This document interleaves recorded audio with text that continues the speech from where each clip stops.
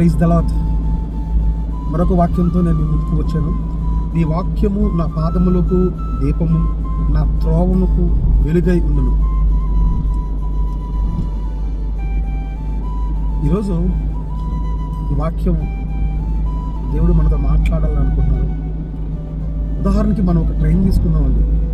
Train front light ఏదైతే ఉందో పట్టాల మీద వే చూపిస్తుంది. ఆ లైటు కొన్ని ఆ ట్రాక్ మొత్తానికి వే చూపిస్తుంది అంటే కాదు, కేవలము 10 to 15 మీటర్స్ వరకు లైట్ చూపిస్తుంది. ట్రైన్కి ముందే తెలుసు ఈ ట్రాక్ అనేది ఆల్రెడీ సెట్ చేశారని. లైట్ మాత్రం కేవలము 10 to 15 మీటర్స్ వరకే మనకి విజన్ చూపిస్తుంది డ్రైవింగ్ చేసే వాళ్ళకి.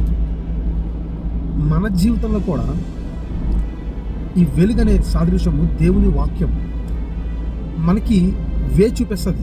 మన జీవితం అంతా మనకి అనుకూలంగా చూపించేస్తా అని నేను చెప్పను, కానీ దేవుడు మనకి నీకు అనుకూలంగా దారంతా నీకు వే చూపించేస్తాడని చెప్పను, కానీ నీకు ఒక స్టెప్ మాత్రమే ఒక వే చూపిస్తారు.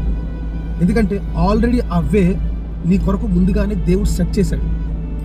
ట్రైన్ ట్రాక్ ఎలాగైతే ముందుగానే సెట్ చేసిందో, కేవలము ఆ లైట్ ఆ 10 మీటర్స్ వరకు ఆ విజన్ ఎలాగైతే ఆ డ్రైవర్కి ఎలాగైతే విజన్ చూపిస్తుందో, అట్లాగే మన జీవితంలో కూడా దేవుని వాక్యం కూడా ఒక వే చూపించడానికి.